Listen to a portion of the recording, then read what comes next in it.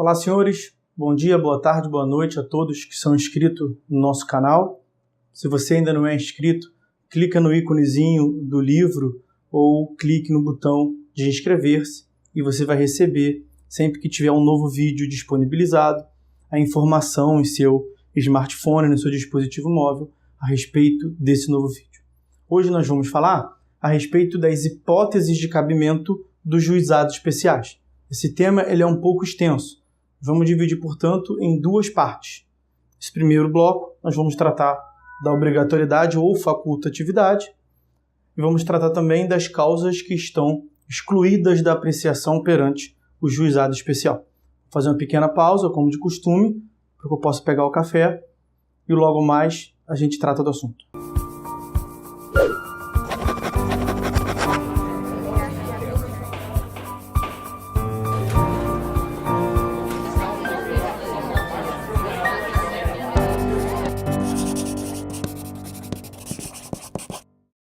Então, senhores, como adiantado, nós vamos tratar hoje a respeito das hipóteses de cabimento do juizado, obrigatoriedade ou facultatividade, de outro lado, as causas que estão excluídas da apreciação do sistema do juizado. Em primeiro lugar, a gente deve recordar que nós vimos nos vídeos anteriores a respeito das razões de instituição dos juizados, dos procedimentos especiais como um todo. Os procedimentos especiais podem ser criados por duas ordens de razões. Em primeiro lugar, ele pode ser criado por mera política legislativa, um juízo prévio de proporcionalidade realizado pelo legislador, onde ele coloca, de um lado, algumas garantias fundamentais, como o contraditório e ampla defesa, e, de outro lado, outras garantias fundamentais, como a efetividade da jurisdição, como a celeridade, a tempestividade da jurisdição, e desse conflito, dessa ponderação de interesses, surge, portanto, a percepção de que vale a pena criar um procedimento especial. Quando o procedimento especial ele é criado por esta razão, por uma ideia de mera política legislativa, ele é, portanto, facultativo. Então, quando o procedimento especial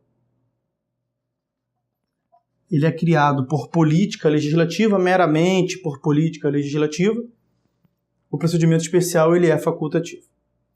De outro lado, o procedimento especial pode ser criado porque o legislador percebeu que o procedimento comum não se presta, é inadequado, não consegue entregar uma tutela jurisdicional por conta de uma peculiaridade do direito material. Nestas circunstâncias, o procedimento especial ele é criado especificamente para um direito material específico. Lembre-se da ideia de instrumentalidade do processo. O processo ele é um instrumento para o exercício da jurisdição e para que, por meio da jurisdição, possa ser afirmado um direito material. Então, a beleza do processo é perceber que o processo não existe para si mesmo.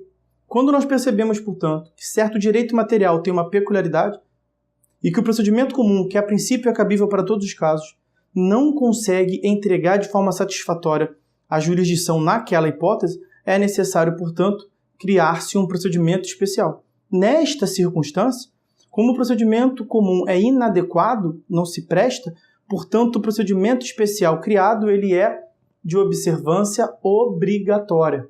Então, o procedimento especial será obrigatório quando ele é criado por peculiaridade do direito material. Muito bem.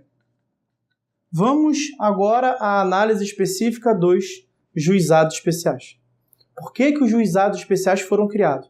A finalidade dos juizados especiais foi ampliar o acesso à justiça, aproximar a justiça dos hipossuficientes econômicos, sociais, culturais, foi agilizar procedimentos por meio da técnica da oralidade, da simplicidade, concentração, economia processual, critérios que nós já enfrentamos aqui em outros vídeos. Então, a gente pode afirmar com muita tranquilidade que o juizado especial ele foi criado por uma política legislativa. Ele foi criado mediante um juízo prévio de proporcionalidade que o legislador realizou, o legislador ponderou diversos interesses. Pareceu ao legislador que seria constitucionalmente adequado perder um pouco em contraditório e ampla defesa, em compensação, ganhar em efetividade processual. Inegavelmente, os juizados especiais foram criados por política legislativa, o que a princípio nos passaria a ideia de que todos os juizados especiais caberia ao autor uma opção, uma faculdade, a escolha entre escolher o juizado especial e o procedimento comum. E quanto ao juizado especial civil, é realmente esta a orientação. Não há dispositivo na Lei 9.099 de 95 que trate especificamente deste ponto.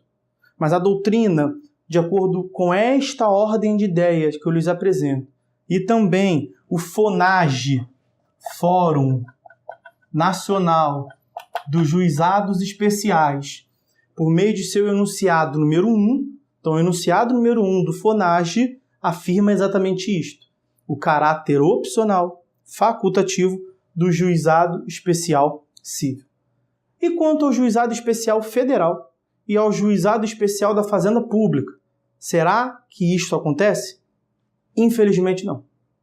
Nós temos na previsão do artigo 3º, parágrafo 3º da Lei do GEF, a Lei 10.259 de 2001.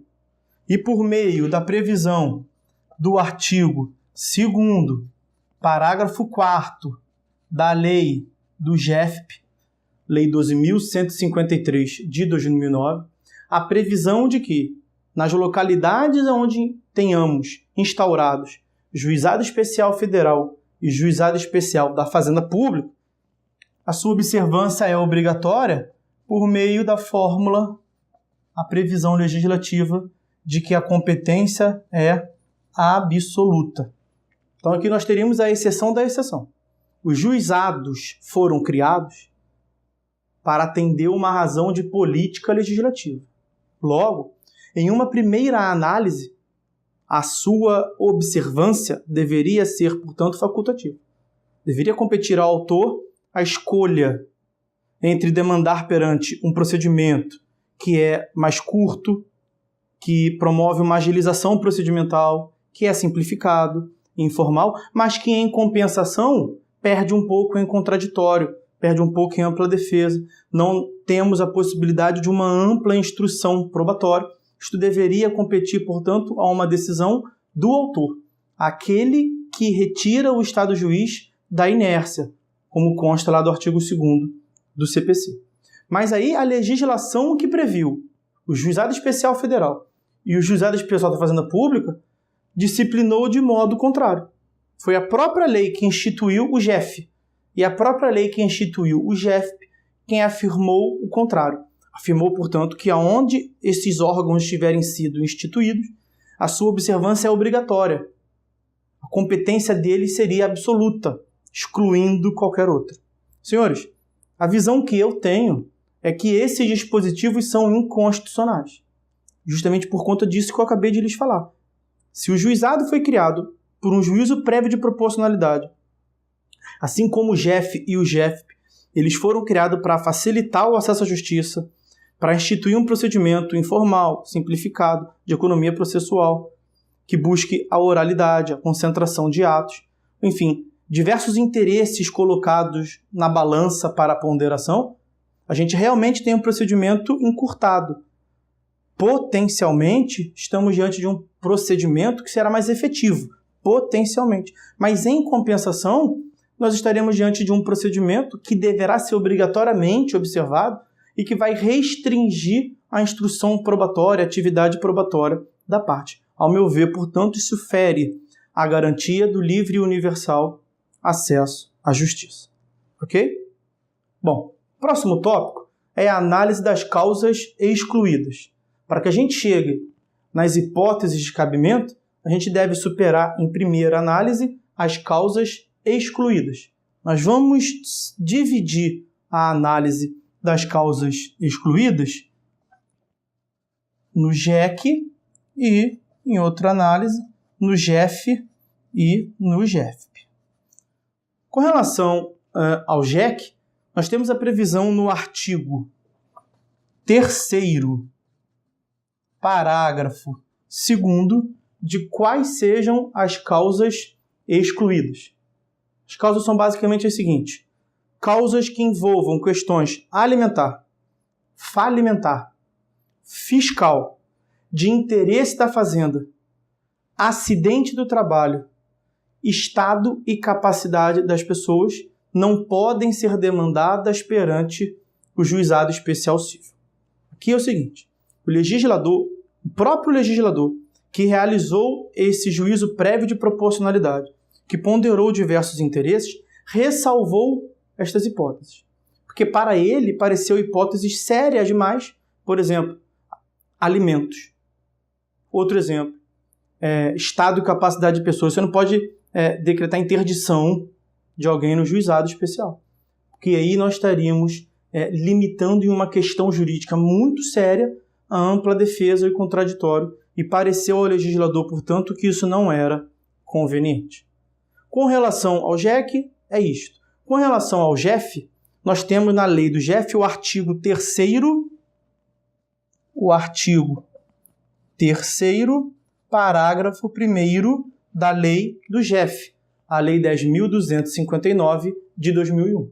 Em relação ao GEFP, o artigo 2º, parágrafo 1º da Lei do GEFP, a Lei 12.153 de 2009.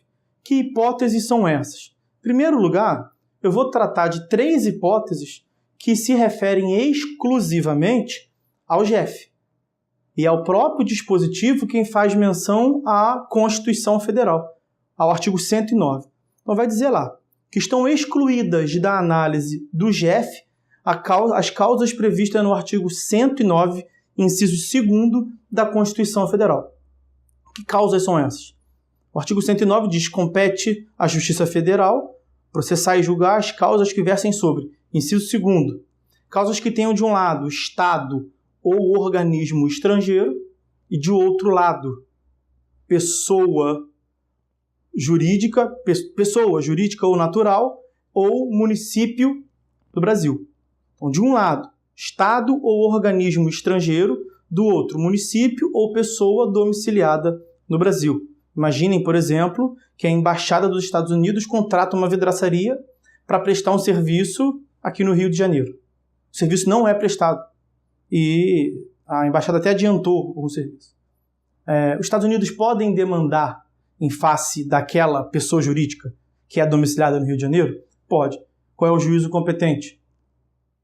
Justiça Federal. Em uma primeira análise, nós poderíamos dizer que esta demanda poderia ir para o Juizado Especial Federal, mas a própria legislação excluiu. Então, a competência é da Justiça Federal, vara federal. Também o artigo 109, inciso 3º, foi excluído. E qual é a hipótese do artigo 109, inciso 3º? São causas que tratem sobre tratado ou contrato que a União é signatária e tenha, de outro lado, Estado ou organismo estrangeiro. Também, por fim, terceira hipótese que diz respeito exclusivamente ao GEF, o artigo 109, inciso 11, diz que compete à Justiça Federal processar e julgar as causas que versem sobre direitos indígenas. Então, é da Justiça Federal a competência, mas não pode ir para o GEF. Então, é Justiça Federal, leia-se vara federal. Agora, as demais hipóteses excluídas dizem respeito tanto ao GEF quanto ao GEFP. Eu vou pedir vênia, vou pedir licença para os senhores para que eu leia aqui esses dispositivos. O artigo 3º, parágrafo 1º, vai nos dizer, portanto, que estão excluídas as ações de mandado de segurança, as ações de desapropriação, ações de divisão e de marcação de terra, ação populares, execução fiscais, ação de improbidade administrativa, as demandas sobre direitos ou interesses difusos, coletivos ou individuais homogêneos. Significa dizer isso? São procedimentos que são demandas que já existem outros procedimentos especiais próprios. Nós temos uma lei da ação popular, temos uma lei da ação civil pública, a lei de improbidade administrativa, a lei de mandado de segurança, a lei de desapropriação. Então, esta é a razão pela qual o Juizado Especial Federal e o Juizado Especial da Fazenda Pública estão excluídos. Mas continua o dispositivo. Estão excluídas causas que versem sobre bens imóveis da União, suas autarquias e fundações públicas federais. Também em relação aos estados, os bens imóveis dos estados, Distrito Federal e municípios em relação ao GEF. Uma outra hipótese e, por fim, a última hipótese de exclusão. Estão excluídas da análise no GEF e no GEF as causas que demandem anulação ou cancelamento de ato administrativo, bem como aquela que visa impugnar pena de demissão imposta a servidor público ou sanção disciplinar aplicada a militar. Aqui também me parece óbvio, existe a justiça militar para isso, é uma questão até de investidura em jurisdição. Então estas são as causas excluídas no GEC e no GEF e no GEF. Nós vamos por hora encerrar esse vídeo aqui. Eu peço para que vocês, por favor, compartilhem, dê o joinha, balança o sino aí, por favor, para ajudar o compartilhamento e se inscreva em nosso canal. Forte abraço a todos e até a próxima.